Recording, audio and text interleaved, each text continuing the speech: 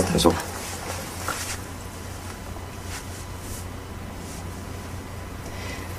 안녕하세요. 위키트리 소셜방송 시청자 여러분. 오늘은 황희석 변호사님을 모시고 얘기를 나눠볼까 하는데요. 안녕하세요. 안녕하세요. 네, 좀 간단하게 소개를 좀 해주셔야 될 것 같아요. 저는 황희석이고요. 변호사입니다. 며칠 전까지, 아니 몇 달 전까지는 민주사를 위한 변호사 모임의 대변인을 하다가 지금은 국민의 대변인이 되겠다라는 생각을 하고 정치장에 나섰습니다. 네. 예, 특히 황 변호사님 하면은 가장 유명한 게 아마 얼마 전에 있었던 정봉주 전 의원의 변호를 맡으셨잖아요. 네. 네. 이 부분을 좀 얘기를 나눠보면 좋을 것 같은데 네. 어떠셨어요? 처음에 사건을 맡으셨을 때? 사실 이제 정봉주 의원의 재판을 맡은 건 아니고요. 네. 이제 낙곰수 아시잖아요. 네네. 나는 꼼수다. 4명에 대해서 나경원 의원 측이 지난 서울시장 선거 그 직후에 선거법 위반, 공직선거법 위반이나 명예훼손으로 이제 고발을 했죠. 그 고발 사건에 대해서 나는 꼼수다 멤버들 4명에 대해서 좀 변론을 해달라. 저 혼자 한 건 아니고 다른 3분의 변호사님과 함께 그때 이제 자주 만나게 됐던 거고. 지난주 월요일인가요? 지난주 월요일인가? 지금 요즘 뭐 어느 주가 어느 주인지 기억도 안 나요. 지금 하도 정신이 없어서. 제가 사임을 했어요. 이제 사임을 하고 사임의 병까지 제가 제 홈페이지라든지 카페에 올렸는데 실질적인 어떤 수사에 대해서 변호하거나 이게 진행이 전혀 없었어요. 왜 그러냐 하면 나는 꼼수다 쪽에다가 나경원 의원이 고발을 했는데 우리도 역고소를 했거든요. 나경원 의원을 직접 나와라. 뒤에 숨지 말고. 나경원 의원은 자신이 직접 고발한 게 아니고 제3자를 내세워서 자기의 측근을 내세워서 고발을 했어요. 그러니까 자기는 나서지 않는 거야. 자기가 실제로 피해자라고 생각하면서도. 그래서 직접 나와라라고 하면서 우리 역고소를 했는데 나경원 의원이 직접 나오지 않는다면 우리 못 나가겠다라고 하면서 수사에 지금 응하지를 않았던 거죠. 그래서 한 3개월가량 지금 그게 계속 지연이 되고 있고 그런 와중에 제가 이제 총선을 앞두고 있다 보니까 할 수 없이 더 이상 두 가지를 병행하는 것은 어렵겠다라고 생각을 하고 지금 이제 사임을 했습니다. 네, 나경원 의원 사건이라는 게 아마 뭐 다들 잘 알고 계시겠지만 그 피부과 의혹을 얘기하면서 지난 서울시장 보궐선거 당시에 그걸 얘기하면서였던 것 같아요. 맞습니다. 근데 사건을 받아보시니까 어떻던가요? 정확한 워딩은 아마 이런 걸로 기억나요. 나는 꼼수에서 언급한 나경원 씨가 연회비 1억 원짜리의 피부과에 출입을 했다. 네. 이 얘기입니다. 그리고 그 피부과의 연회비가 1억 원이라는 사실은 정확하게 녹음이 돼 있어요. 네. 모든 자료가 남아 있어요.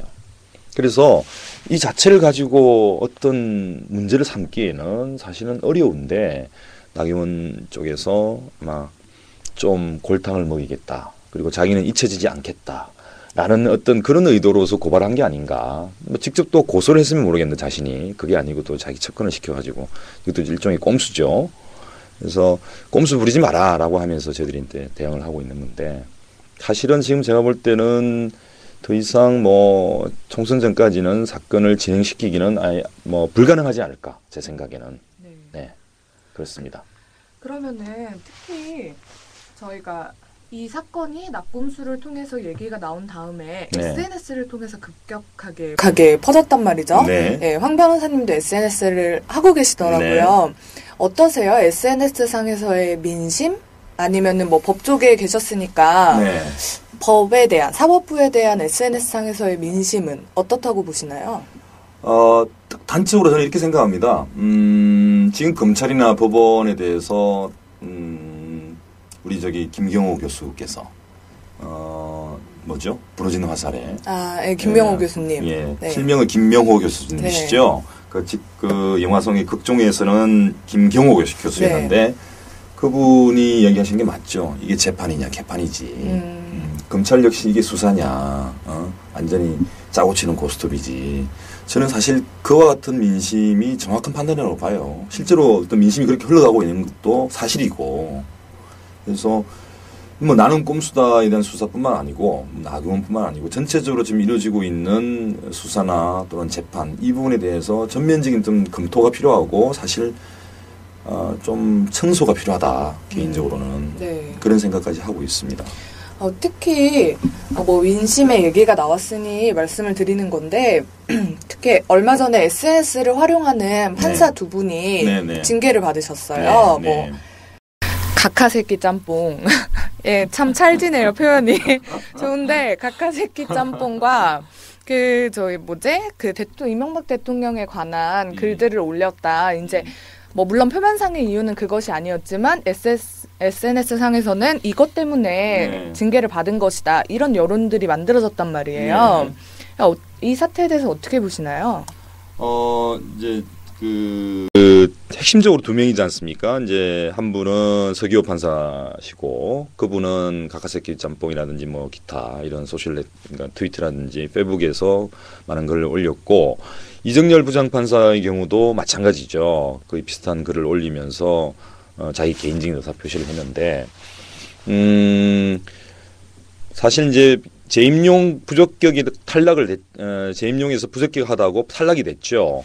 그 탈락된 것의 가장 근본적인 배경은 저는 분명히 이런 트위터라든지 페이북에서 일어났던 자신의 견해 발표 저는 이거라고 생각을 해요. 실제로 뭐 많은 사람들이 그것에 대해서 분명히 같은 생각을 할 거라고 저는 생각을 하고 실제 서기호 판사가 자기의 재임용 평정 판사 근무 평정에 대해서 공개를 했지 않습니까? 네. 2% 안에 안 들어가거든요. 2% 미만이면 탈락이 될 수 있는데 2% 안에 들어가지 않는 건 거의 명백하거든요. 그러니까 일종의 보복성은 분명하죠. 보복성이고 이정열 부장도 마찬가지입니다. 합의를 공개했다. 그러니까 쉽게 말하면 부러진 화살 김명호 교수님의 재판에 대해서 합의 과정을 공개했다고 해서 정직 6개월을 취했는데 사실 법원 입장에서 보면 이 합의 내용을 얘기한 것은 부러진 화살로 통해서 알려진 재판 자체가 잘못된 판단이다라는 것을 이야기를 하면서 오히려 재판부를 옹호하기 위한 것이었어요. 사실은 누구든지 그 부분을 아마 판사들 내부에서는 그렇게 해야 되는 게 아니냐라는 내부적인 의견들이 아마 있을 거로 저는 생각하는데 순전히 이정열 부장판사의 혼자 독단적인 판단은 저는 아니었을 거라고 봅니다. 그러니까 많은 사람들이 그런 부분에 대한 필요성들을 느끼고는 있었을 거예요. 이걸 할 것인가 말 것인가 고민은 됐겠죠. 근데 그것에 대해서 정직 6개월이라고 했던 것은 제가 볼 때 좀 이거는 과도하고 단순히 징계로도 그냥 단순 경고 정도로도 충분했을 것 같은데 좀 제 생각에는 좀 이것도 역시 보복성이다. 이게 사실 법원 측에서 여러 번 좀 얘기를 했잖아요. 네. 보복성이 아니다. 정말 근무 실적의 문제였고 했음에도 사실 SNS 상에서는 믿지 않는 여론들이 훨씬 많단 말이죠. 네, 네. 그럼 여론이 이렇게까지 형성된 데에는 분명 사법부에 무언가의 책임이 있지 않았을까. 국민들의 신뢰를 잃었다는 건데. 맞습니다. 네, 어떠한 부분에서 이 국민들의 신뢰를 잃어버린 가장 결정적인 계기가 됐을까요? 저는 뭐 특정한 계기가 있는 건 아닌 것 같고요. 네. 이미 사법부가 대법원장을 중심으로 해서 상당히 관료화되어 있습니다. 관료화되어 있고 국민과의 어떤 시선이라든지 국민과의 상식이라든지 이런 거 갖고 좀 소통이 전혀 안 돼요. 실제로 이 사람들은 엘리트입니다. 엘리트로만 살아왔어요. 그러니까 20대 초에 사법시험을 합격해서 승승장구를 하고 일반 서민들이나 우리 시민들, 우리 국민들, 민초들의 삶을 실제로 겪어보지를 않은 사람들이에요. 그러니까 계속 엘리트로만 살아온 사람들이에요. 그 사람들이 자기 이익을 지키기 위한 그런 어떤 필요성을 상당히 이제 강하게 느끼고 있는 거죠. 그리고 일반 민초들이 살아가는 모습을 모르니까, 실제로 공감을 하지 못하니까 결국 계속 자기 이익을 지키기 위한 행동만 하는 거죠. 자기들이 아무리 소통하려고 해도 그 진정성이 인정이 안 되는 겁니다. 그런 상태에서는 재판도 재판이 아니게 되는 거고 결국 권위적으로 자기를 억누르는 국민들을 억누르는 것으로 우리 시민들은 받아들일 수밖에 없는 거죠. 그러니까 자기 눈을 낮춰야 되고 자기의 권위를 없애야 되고 자기의 관료성을 타파를 해야 되는데 과연 그럴 의지가 있는가? 저는 그럴 의지가 없다고 봐요. 기본적으로. 대법원장 스스로가 없고 지금까지 살아온 대법관들이 없고 지금까지 살아온 승승장구했던 판사들 역시도 사실은 체제 내에 시스템 속에 있기 때문에 저는 전체적으로 이 방향을 다 혁신하지 않으면 뭐 계속 될 거라고 보는 거죠. 국민들 불신은 어쩔 수 없는 거죠. 별도의 나라에 살고 있는, 화성에 살고 있는 사람들이죠, 이 사람들은.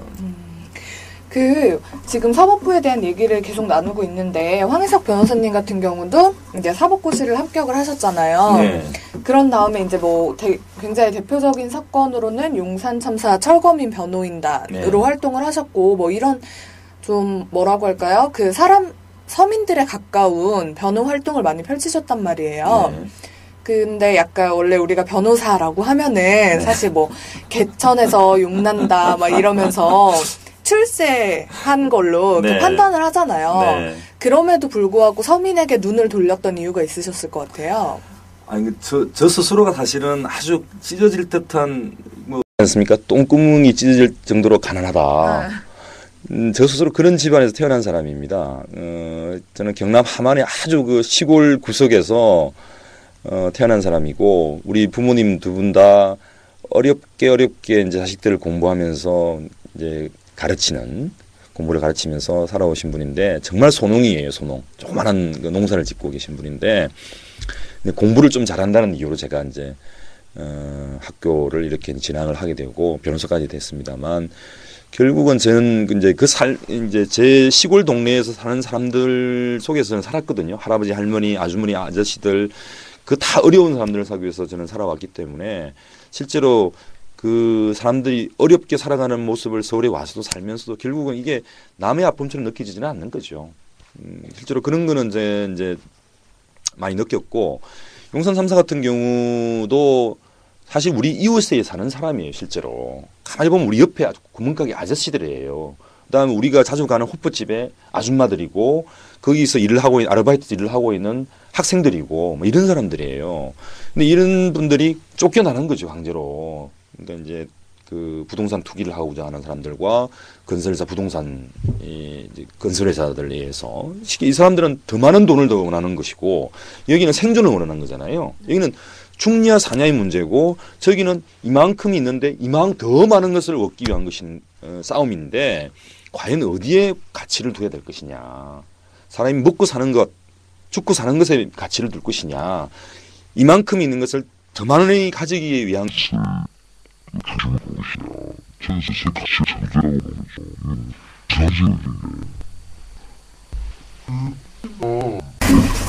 특히나 얼마 전에 박원순 서울시장님이 저희가 아마 시장 후보 시절에 네.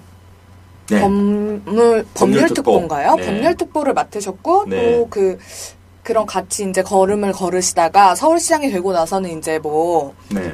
별로 같이 하신 거는 아니었잖아요. 네, 네. 네, 그래가지고 그렇게 가시다가 얼마 박원순 서울시장이 용산 참사로 구속되어 있는 사람들을 석방해달라. 사면해달라. 네, 사면해달라. 이런 요청을 했어요. 이명박 네. 대통령에게. 물론 네. 이제 거절의 뜻을 밝힌 것으로 알려져 있지만, 네. 어떠세요? 사면돼야 한다. 당연히 뭐 그렇게 여기실 수도 있겠지만, 왜? 당연하고요. 네. 이건 제가 볼 때 소위 사실은 가족들 입장에서는, 또 구속되어 있는 사람 입장에서는 당연히 빨리 사면돼서 나오는 게 좋겠습니다만, 저는 사실 사면돼야 될 이런 식으로 이야기할 문제는 아닌 것 같아요. 오히려 진짜 이 사건에 책임을 지고 들어가야 할 사람들이 있어요. 사람이 6명이 죽었는데 실제로 죽은 사람들이 가족들만 지금 책임을 지고 있는 것이지, 죽은 사람이 아니고 죽게끔 만들었던 사람들에 대해서는 아무런 책임을 묻고 있지는 않거든요. 사실 당연히 사면돼야 되고 빨리 나와야 됩니다. 근데 정말 강제 진압, 진짜 비합리적이고 너무 어처구니 없는 그 진압 행동을 결정했던 사람들에 대해서는 우리는 아무도 책임을 지고 하고 있지는 않아요. 실제로 그 사람들을 처벌을 해야 되고, 우리가 사면을 할 것인지 말 것인지 고민해야 될 사람들은 그런 사람들이다. 정말로. 이제 그런 생각이 들죠. 그러니까 처벌받은 사람들 자체가 아마 틀렸다라는 말씀을 네. 하고 계신 것 같은데, 특히나 아마 사법개혁에 대한 부분들을 많이 언급을 하신 만큼 검찰 쪽이나 이쪽의 문제를 좀 나눠서 살펴볼 필요가 있을 것 같아요. 네. 특히 검찰 같은 경우 이제 뭐 여러 가지 수사 사건들로 인해서 검찰이 진짜 검찰이냐, 정치 검찰이 아니냐, 뭐 이런 식의 SNS상의 여론들이 막 들끓고 있단 말이에요. 어떻게 보세요, 이런 거? 실제로 이번 정부에서의 이번 정부하의 그 검찰만큼 저는 정치 검찰의 모습을 극명하게 드러낸 검찰은 없었다고 생각합니다. 심지어는 군발이 정권, 전두환 군발이 정권 하에서도 검찰은 이 정도는 아니었어요. 그때는 당시에 검찰은 사실은 따까리였죠. 깨놓게 해서. 검찰은 검찰이 아니었어요. 그때는 군발이들이 집권하던 시기이기 때문에 중앙정부, 그때는 안전기획부, 안기부라든지 그다음에 보안사령부, 여기가 모든 사실은 권력의 핵심을 이루고 있던 시대였고, 검찰은 안기부나 또는 보안사, 사람들이 시키는 대로 기소를 하고 수사를 하고 재판을 하던 시키면 따까리였습니다. 정말로. 근데 소위 민주헌법이라는 게 도입된 이후에 87년 이후에 법치 그러면서 정말 군발이들이 물러나고, 그 다음에 이 공백을 치고 들어온 사람이 누구냐? 소위 검찰입니다. 그리고 함께 커온 집단이 법원입니다. 그러니까 검찰은 지금 수사권, 기소권 다 가지고 있습니다. 법무부도 장악하고 있어요. 오히려 법무부가 검찰을 장악하고 통제를 해야 되는데 검찰이 법무부를 장악했습니다. 거기다가 국가소송도 전부 다 자기들이 결정해서 수행하죠. 형벌 집행권도 자기들이 갖고 있어요. 그러니까 어마어마한 권력을 법적으로 다 보장받고 있는 거예요. 그러니까 이거를 분산시키지 않으면 정치검찰은 계속 나올 겁니다. 이거 특히 이번 정부에서 보면 예를 들어서 한명수 총리님도 지금 뭐 민주통합당 당대표님, 그 다음 사건에 대해서 있었죠. 그 다음에 노무현 전 대통령 돌아가신 대통령님 수사도 마찬가지죠. 그다음 피디수첩 마찬가지죠. 미네르바 마찬가지죠. 모든 부분이 어처구니 정현주 KBS 전 사장. 그러니까 거의 다 무죄났어요, 실제로. 네, 그렇죠. 그게 정치적으로 결정된 수사라는 것은 제가 볼 때 뭐 이제는 초등학생도 알 수 있는 상황인데, 그에 반해서 우리 피해자들이 국민이 고소하거나 한 사건은 전혀 진행되지 않고 무혐의 결정이 납니다. 그리고 덮어주기 식으로 수사가 끝납니다. 근자에 박희태 국회의장인가요? 사퇴를 했습니까? 관심이 없어서 모르겠는데 그냥 사퇴를 아무튼 전 국회의장이든 현 국회의장이든 이 사람이 돈 뿌린 것에 대해서 수사했는데 사실은 내가 볼 유야무야된 거예요. 정치적으로 봐주기 수사한 겁니다. 덮어주기 한 거예요. 뻔하거든요. 그러니까 결국 검찰이 이런 식으로 편향적인 모습을 보이는 이상 결국 우리 검찰은 못 믿는 거죠. 그 어마어마한 권력을 그 사람들이 맡겨놓을 수가 있습니까? 그러니까 바꿔야 된다는 거죠. 그러니까 누군가가 나서서 검찰권을 쪼개고 분산시키고 그 다음에 줄이고 그렇게 하지 않으면 우리는 누군가는 또 당할 거라는 거죠. 이 사람들은 자기들 권력을 지키기 위해서 무슨 수를 씁니다. 실제로 사례가 있어요. 2007년에 이제 2006년인가요? 사법개혁추진위원회가 있었습니다. 참여정부 시절에. 그래서 좀 더 검찰권 이걸 비대해진 것을 좀 줄이고자 고위공직자 비리수사처라는 걸 만들기 위한 법안을 제정했죠. 만들었습니다. 그 법안 제정에 우리 지금 민변회 회장님뿐만 아니고 다른 분들이 많이 관여를 해서 열심히 해서 만들었어요. 만들어가지고 다 이제 통과될 것처럼 해서 합의가 됐는데 결정적인 순간에 이 법안의 통과를 막은 사람이 누구냐? 검찰입니다. 왜? 고위공직자 비리수사처라는 것은 법원, 판사, 검사, 기타 행정부에 있는 고위공직자들에 대해서 수사를 해서 기소를 할 수 있는 별도의 권한을 만들어주는 거거든요. 그 기관이거든요. 그러면은 검찰에게 모든 권한이 집중됐던 것들이 분산되는 거죠.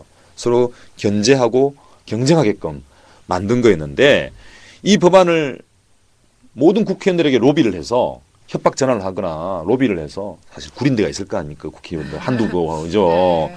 당신 어제 룸살롱 갔지? 어디 가서 너 돈 받아 먹었지? 한두 개 정보는 갖고 있을 거란 말이에요. 그럼 각 검사장들이 각 지역에 있는 국회의원들 전화합니다. 예를 들어서 어우님 내일 꼭 부탁합니다. 뭐요? 그러면 우리 고위공직자 비리수사처법 이거 안 됩니다. 왜요? 아시면서 우리 갖고 있어요 정보. 그 한마디면 사실은 죽는 거예요. 이렇게 하면서 왜곡이 되는 거예요. 이게 법안 개정이. 아마 제가 실제로 있었던 일에 대해서는 다 얘기할 수는 없지만 그런 과정들, 로비 과정들 때문에 실제로 이 법안이 무산이 되어버립니다. 웃깁니다. 그래서 검찰들이 지금 이렇게 자기 권력을 지키기 위해서 악을 쓰고 있는 거예요, 사실은. 근데 누군가 한번 이제 달도 차면 기운다는 말이 있지 않습니까? 기울었죠. 이제는 끝난 거죠. 제가 볼 땐 검찰 시대 끝났습니다. 이제 25년 해먹었으면 됐죠. 그죠? 네. 특히 이번에 정치에 뛰어들었다라고 이제 처음 자기 소개를 할 때 언급을 해주셨는데 출마 선언을 하셨어요. 네. 정치를 시작하게 된 계기가 있으실까요? 특별한 계기를 딱 잘라서 얘기하기는 어렵고요. 네. 좀 누적됐다고 봅니다. 그러니까 이제 저도 사실은 민변 변호사로서 집행부에서 일을 많이 해왔는데 그냥 그렇게 살면 사실은 마음의 평화를 이룰 수도 있고 또 적절하게 수입이 생길 수도 있으니까 돈을 많이 벌지는 못하지만 행복하게 살 수 있는 등산도 하고 지리산 걷는 길도 걷고 다 할 수 살면서 재미있게 살 수 있는데 일단은 너무 차오르는 이 울분이라는 거는 어쩔 수가 없었고요. 이거를 참고 눈을 감고 귀를 막고 입을 막고 살다가는 제가 제 명예 못 살겠다라고 우리 애엄마한테 얘기했어요. 진짜로. 내가 눈을 감고 귀를 막고 입을 막고서 살면 난 내 명예 못 살 것 같다. 화병이 생겨서 못 살 것 같다. 어쩔 수 없다 지금. 그래서 나가기로 했고 더군다나 우리 애가 지금 중학교 2학년에 올라가는데 사실은 중학교 2학년이면 사실 열심히 공부한다고 수학 문제 하나 더 풀려고 정신없을 때 아니에요. 근데 우리 애가 공부도 열심히 하는 편이지만 책을 많이 읽으면서 또 그다음에 나는 꼼수다를 아주 열렬하게 7월 달부터 듣기 시작했어요. 원래 미성년자 네, 19금인데 있는데 네. 욕설이 있는데 네. 제가 듣고 있는 걸 어떻게 막을 수가 없잖아요. 네, 그렇죠. 제가 이렇게 했죠. 그 욕은 네가 적절히 받아들이고 삭히고 해야지 거지. 네가 그 욕을 자랑스럽게 이용하고 그렇게 받아들일 필요는 없다. 네가 네. 알아서 받아들여라. 모든 문제가 마찬가지겠지만. 그래서 걔가 욕을 하고 그러지는 않는데 아무튼 우리 애가 저한테 그런 질문을 해요. BBK 문제도 얘기할 수도 있고 또 다른 문제를 얘기할 수도 있고 한총리 문제를 얘기하기도 하고 지난번에 서울시장 보궐선거 문제 나경원 씨 이런 문제도 얘기를 해요. 그러면 제가 아무리 말만으로 얘기를 한다고 해서 우리 애한테 신뢰가 가지는 않는 거예요.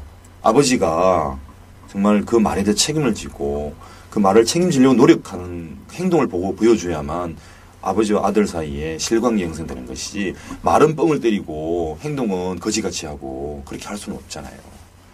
사실 그런 어떤 배경이 축적되면서 저는 이제 우리 사회에 막힌 곳은 정치다 지금 현재로서는. 우리 사회에 막힌 곳은 정말 정치다. 정치를 뚫지 않으면 우리는 동맥경화 때문에 죽을 수밖에 없다. 그런 생각을 하게 됐습니다. 특히나 저는 사실 정치를 해본 적이 없어서 네. 열심히 참여를 하고 있긴 하지만 직접적으로 국회의원이나 이런 걸로 나가본 적이 없기 때문에 잘은 모르겠지만 네. 우리가 인터넷상에 혹시 그런 그림 보셨는지 모르겠어요. 예전에 크로마뇽인으로부터 이렇게 우리 지금의 현재 인간의 모습으로 변해가는 그 사진을 두고 이게 국회의원의 태도다. 이게 처음이 당선되기 전에 선거운동 시절이고 마지막이 당선된 다음이다. 네. 이런 식의 얘기가 돌 만큼 사람들이 신뢰하지 않는다고 하죠. 정치인을 신뢰하지 않는 그런 풍토들이 많단 말이에요. 그런 어려운 상황이 닥치실 수도 있을 것 같아요. 내가 하고 싶은 것들이 있지만 네. 그걸 다 내놓지 못하는 순간이 올 수도 있을 것 같은데 그 순간 어떻게 대처를 하시겠어요? 그만둬야죠. 네. 당연히 그만둬야죠. 네. 그러니까 제가 출마 선언문을 이렇게 썼습니다. 사실은 이제 저는 강한 자에게 강하고 약한 자에게 약한 정치를 하겠다. 네.